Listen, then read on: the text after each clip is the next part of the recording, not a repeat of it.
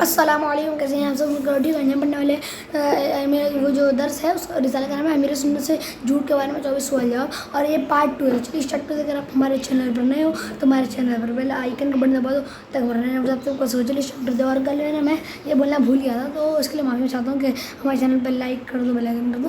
کل ہی میں بولنا بھول گیا تھا۔ چلیے اسٹارٹ کرتے ہیں۔ سوال: کسی کو ہنسانے کے لیے مذاق میں جھوٹ، غیبت یا تہمت کا سہارا لے سکتے ہیں؟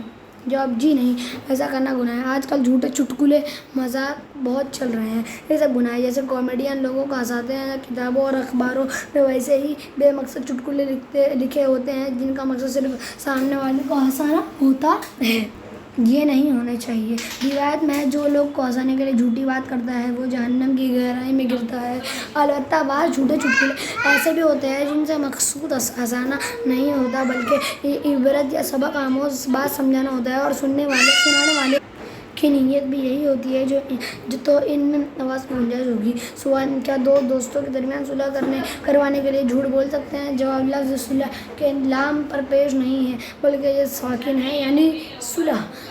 جھوٹ بولنے کی طرح صورت تو موجود ہے، مگر جب تک بغیر جھوٹ بولے صلح ممکن ہو تو جھوٹ نہ بولا جائے۔ ہر صورت میں جھوٹ بولنے کی اجازت نہیں ہے۔ اگر اب سب راستے بند ہو گئے اور سچ بولیں گے تو صلح نہیں ہوگی، تو اب جھوٹ کی گنجائش نکلے گی، لیکن اب بھی اگر توریے سے کام ہو سکتا ہے۔ توریے کا مطلب ہے لفظ کا دوسرا کوئی دور کا معنی مراد لینا اور اسی سے کام چلائے۔ صریح واضح جھوٹ نہ بولے۔ یہ سب احتیاطیں وہی کر سکے گا جس کو علم ہوگا۔ سوال: ہم لوگ آپس میں بات کرتے ہوئے جھوٹ سچ کا خیال نہیں رکھتے، ایسی نصیحت فرمائیے کہ جھوٹ سے نفرت ہو جائے اور ہم کبھی جھوٹ نہ بولیں۔ جواب: جھوٹ واقعی بہت بری چیز ہے۔ جھوٹ حرام اور جہنم میں لے جانے والا کام ہے۔ ہر مسلمان کو اس سے بچنا چاہیے اور ہمیشہ سچ بولنا چاہیے۔ کہتے ہیں سانچ کو آنچ نہیں۔ ام المؤمنین حضرت بی بی عائشہ صدیقہ رضی اللہ عنہا فرماتی ہیں رسول اکرم صلی اللہ علیہ وسلم کو جھوٹ سے زیادہ ناپسند کوئی چیز نہیں تھی۔ جب آپ صلی اللہ علیہ وسلم کسی کے جھوٹ پر آگاہ ہوتے، اگرچہ وہ جھوٹ چھوٹا سا ہوتا، تو اس جھوٹ بولنے والے کو اپنے قلب اطہر یعنی مبارک دل سے نکال دیتے، یہاں تک کہ حضور صلی اللہ علیہ وسلم جان لیتے کہ اس نے توبہ کر لی ہے۔ سرکار نامدار صلی اللہ علیہ وسلم نے فرمایا جب بندہ جھوٹ بولتا ہے تو اس کی بدبو سے فرشتہ 1 میل دور ہو جاتا ہے۔ جھوٹ سے بچنے کے لیے جھوٹ بولنے کے عذابات اور سچ بولنے کے فضائل کی معلومات حاصل کیجیے، اور اس کے لیے بہار شریعت کے 16ویں حصے میں موجود ہے۔ جھوٹ کا بیان نیز احیاء العلوم کی 3ری جلد کا مطالعہ کیجیے، ان میں جھوٹ کے متعلق کافی تفصیلات موجود ہیں۔ انشاءاللہ جھوٹ سے نفرت پیدا ہوئے گی۔ اللہ کریم ہم سب کو سچے نبی صلی اللہ علیہ وسلم کے صدقے سچا بنا دے۔ سوال: ہم مارکیٹ میں دکانداری کرتے ہیں جہاں جھوٹ کی بہت زیادہ مداخلت ہوتی ہے، اس سے بچنے کا کوئی طریقہ ارشاد فرما دیجیے۔ جواب: جب روزہ رکھتے ہیں تو بھوک اور پیاس لگتی ہے مگر پھر بھی روزہ رکھ لیتے ہیں اور تراویح پڑھنے کا پختہ عزم ہوتا ہے تو تراویح پڑھنے میں بھی کامیاب ہو جاتے ہیں، تو اسی طرح جھوٹ سے بچنے کا پختہ عزم کر لیں تو اس سے بھی بچ جائیں گے۔ جھوٹ بولنا چھوڑ دیں۔ چاہے سچ بولنے سے کروڑوں روپے کا نقصان ہو رہا ہو یا سودا خراب ہو رہا ہو تو ہونے دیں۔ کیا پتہ کروڑوں روپے کا سودا طے ہوتے ہی ہارٹ فیل ہو جائے۔ زندگی کا کوئی بھروسہ نہیں ہے، اگر ہارٹ فیل نہ بھی ہو تو یہ کروڑ روپیہ تو کب تک کھا لیں گے۔ ایسا پیسہ دواؤں میں چلا جاتا ہے، ڈاکوؤں کے پاس، اور نہ جانے کہاں نکل جاتا ہے۔ بہرحال جھوٹ میں برکت نہیں بلکہ نحوست و بربادی ہے، اور جھوٹ بولنا جہنم میں لے جانے والا کام ہے، اس لیے جھوٹ کو اپنی ڈکشنری سے نکال دیجیے۔ یاد رکھیں کہ سچ بولنے والا ہمیشہ کامیاب ہوتا ہے۔ ایک محاورہ ہے سانچ کو آنچ نہیں، یعنی سچ کو کوئی ضرر نہیں پہنچ سکتا۔ گاہک جاتا ہے تو چلا جائے، کوئی بات نہیں۔ سچ بولتے رہنے سے آہستہ آہستہ امیج قائم ہو جائے گا، حتیٰ کہ ایک وقت ایسا آئے گا کہ لوگ بولیں گے کہ یار یہ دکاندار سچا ہے، اور خود بخود آپ کی دکان پر گاہک بننا شروع ہو جائیں گے۔ پھر آپ جو بولیں گے گاہک آنکھ بند کر کے مان لیں گے۔ حضرت عبداللہ بن عمر رضی اللہ عنہ سے روایت ہے کہ رسول اللہ صلی اللہ علیہ وسلم نے فرمایا کہ سچ بولنے والا اور امانت دار تاجر انبیاء، صدیقین اور شہداء کے ساتھ ہوگا۔ سوال: میرا فرنیچر کا کام ہے، بعض دکاندار ایسا کرتے ہیں کہ ہلکے مال کو بھاری مال کو ہلکا کہہ کر بیچ دیتے ہیں، ایسا کرنا کیسا؟ جواب: بعض چیزیں وزندار ہو تو ان کی اچھی قیمت لگتی ہے، جبکہ بعض چیزیں اگر ہلکی ہو تو تب ان کی قیمت اچھی لگائی جاتی ہے۔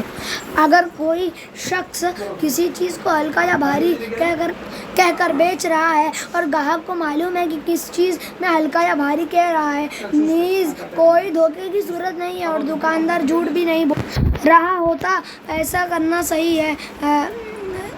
البتہ اگر ہلکی چیز کو بھاری یا بھاری چیز کو ہلکی کہہ رہا ہے یا گھٹیا کوالٹی یعنی بے معیار کی چیز کو اچھی کوالٹی کہہ کر بیچ رہا ہے اور جھوٹ و دھوکہ دہی سے کام لے رہا ہے تو ایسا کرنا جائز نہیں ہے، کیونکہ جب گاہک کو معلوم ہوگا کہ مجھ سے دکاندار نے جھوٹ بولا ہے، دھوکہ دیا ہے یا چیز کے ایپ کو چھپایا ہے تو وہ چیز نہیں لے گا یا اگر لے گا تو دام کم کرے گا۔ جو دکاندار جھوٹ یا دھوکہ دہی سے کام لے گا وہ گنہگار ہوگا۔ سوال: آج کل مارکیٹ میں کسی بھی قسم کے دھوکے سے بچا نہیں جاتا، یہاں تک کہ پرانے اسپیئر پارٹس یعنی پرزوں کو نیا اور لوکل کو جینین پارٹس یعنی اصل پرزہ کہہ کر بیچ دیا جاتا ہے، ایسا کرنا کیسا؟ جب اگر پرانے اسپیئر پارٹس کو نیا، گھٹیا کو اعلیٰ اور دوسرے ملک کے اسپیئر پارٹس کو اس ملک کا کہہ کر بیچا جس ملک کا مشہور ہوتا ہے، جو یہ سب دھوکہ اور جھوٹ ہے اور ایسا کرنا حرام اور جہنم میں لے جانے والا کام ہے۔ البتہ اگر بیچنے والے نے خریدنے والے پر یہ بات واضح کر دی کہ میرے پاس نیا ہی نہیں پرانا اسپیئر پارٹس ہے جس لوگ نیا کر کے بیچتے ہیں اور یوں گاہک کو اسپیئر پارٹس کی کنڈیشن یعنی حالت بتا دی تو اب خرید و فروخت میں کوئی گناہ نہیں۔ سوال: بزرگان دین رحمۃ اللہ تعالیٰ علیہ کی تحریر کے معاملے میں کیا احتیاطیں تھیں، اس بارے میں کچھ ارشاد فرما دیجیے۔ جواب: ہمارے بزرگان دین رحمۃ اللہ تعالیٰ علیہ الفاظ کے استعمال میں بہت محتاط ہوتے تھے، چنانچہ احیاء العلوم کی 3 جلد میں حضرت میمون بن ابو شبیب رحمۃ اللہ تعالیٰ علیہ فرماتے ہیں: میں بیٹھا خط لکھ رہا تھا کہ ایک حرف پر آ کر رک گیا کہ اگر یہ لفظ لکھ دیتا ہوں تو خط خوبصورت ہو جائے گا لیکن جھوٹ سے دامن نہیں بچا سکوں گا۔ پھر میں نے وہ لفظ چھوڑنے کا عزم کر لیا کہ بھلے میرا خط خوبصورت نہ ہو مگر میں یہ لفظ نہیں لکھوں گا۔ تو مجھے گھر کے کونے سے ندا کی گئی جس میں قرآن کریم کی اس آیت کی آواز تھی: یثبت اللہ الذین آمنوا بالقول الثابت فی الحیاۃ الدنیا وفی الآخرہ۔ ترجمہ کنز الایمان: اللہ ثابت رکھتا ہے ایمان والوں کو حق بات پر دنیا کی زندگی میں اور آخرت میں۔ یہ تو ہمارے بزرگان دین رحمۃ اللہ علیہ کی تحریر میں احتیاطیں تھیں، لیکن آج کل کے مضامین اور آرٹیکل میں اتنا جھوٹ ہوتا ہے کہ زمین و آسمان کے قلابے ملا دیے جاتے ہیں، یعنی جھوٹی سچی باتیں لکھ دی جاتی ہیں۔ ایسا جھوٹ لکھنے سے بہتر ہے قلم رکھ دے۔ گزشتہ زمانے میں تو میں معتزلہ نامی ایک بد مذہب فرقہ گزرا ہے۔ ان کا زاہد نامی ایک بہت بڑا عالم تھا۔ جب وہ مر گیا تو کسی نے اسے خواب میں دیکھ کر پوچھا کہ تیرے ساتھ کیا گزری؟ تو اس نے کہا کہ اپنے قلم سے وہی لکھو جس کو دیکھ کر تم خوش ہو جاؤ۔ فی زمانہ قلم سے کیا لکھ کر رہے ہوتے ہیں، کچھ ہوش بھی ہی نہیں ہوتا۔ نیز اس واقعے سے سوشل میڈیا اور تحریری میسج پھیلانے والے عبرت حاصل کرے کہ اپنے زبان سے وہی کہے جو آخرت میں چھوڑا سکے، ایک حرف سنبھل کر لکھے اور بات بولے، لیکن یہاں تک تو اتنا مبالغہ کر رہے ہوتے ہیں کہ بس حمد نعت اور منقبت لکھنے میں احتیاط ہے۔ نعت شریف، نظم یا اشعار لکھنے میں مزید احتیاط کی حاجت ہے کہ آدمی اس میں پھنس جاتا ہے، کیونکہ اس کو ردیف یا قافیہ نبھانا ہوتا ہے اور اپنے مصرع کا وزن برابر رکھنے کے لیے الفاظ ڈھونڈنا پڑتے ہیں، جس کی وجہ سے سخت آزمائش ہوتی ہے۔ لہٰذا سلامتی اسی میں ہے کہ حمد اور نعت وغیرہ لکھنے کی کوشش نہ کی جائے۔ اس میدان میں بڑے بڑے شعراء جن میں نعت گو نعت خوان شاعر بھی شامل ہے، انہوں نے ٹھوکریں کھائی ہیں اور ایسی شرعی غلطیاں چھوڑ کر دنیا سے رخصت ہوئے ہیں کہ الامان والحفیظ لکھنے والوں نے ان کی مثالیں تک لکھی ہیں کہ فلاں اتنا بڑا شاعر تھا، اتنے کلام لکھے، نعتیں بھی کہیں، مگر یہ غلط بات لکھ گیا۔ یاد رکھیے نعت شریف لکھنے کے لیے ضروری ہے کہ لکھنے والا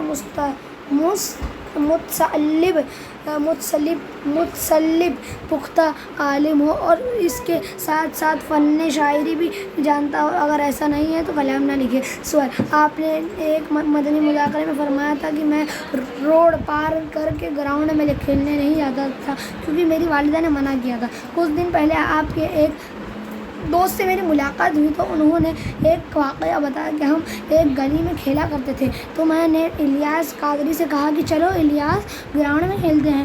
آپ نے فرمایا میری ماں نے منع کیا ہے۔ انہوں نے کہا ماں تو گھر میں ہے، ان کو کیا پتہ۔ آپ نے فرمایا کہ نہیں، جھوٹ نہیں بولنا۔ پیارے مرشد کریم، میری آپ سے درخواست ہے کہ یہ واقعہ بچوں کو بتائیں تاکہ وہ جہاں بھی جائے والدین کو بتا کر جائیں اور جھوٹ نہ بولے۔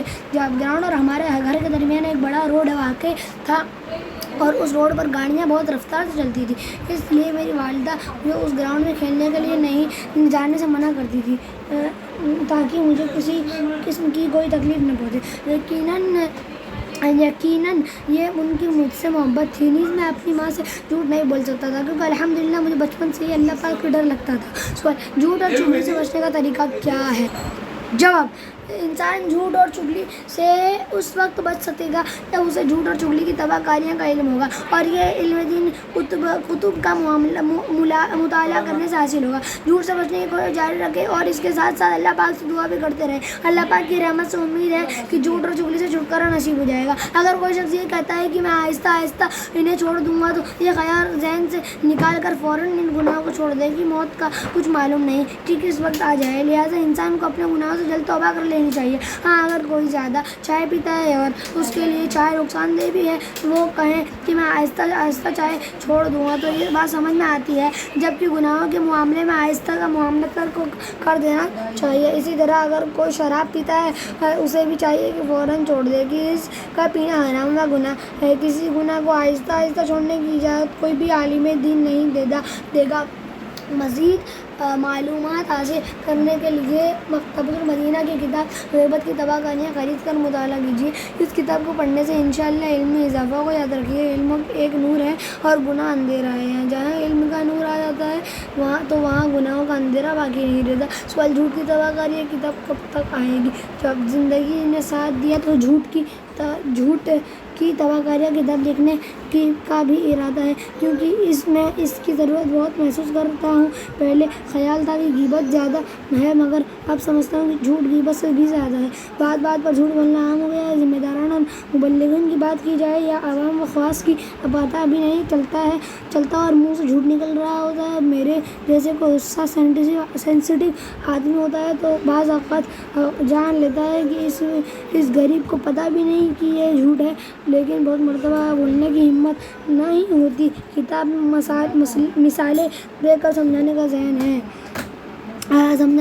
کبھی یاد آتا ہے تو کئی مثالیں اپنے پاس لکھ لیتا ہوں تاکہ اللہ پاک کی توفیق سے جب کتاب آئے گی تو انشاءاللہ اس میں ڈال دیں گے۔ بس اللہ پاک قبول کرے اور اخلاص بھی عطا فرمائے۔ سوال: کیا جھوٹے شخص کی کوئی نشانی ہے تاکہ اس سے بچا جا سکے؟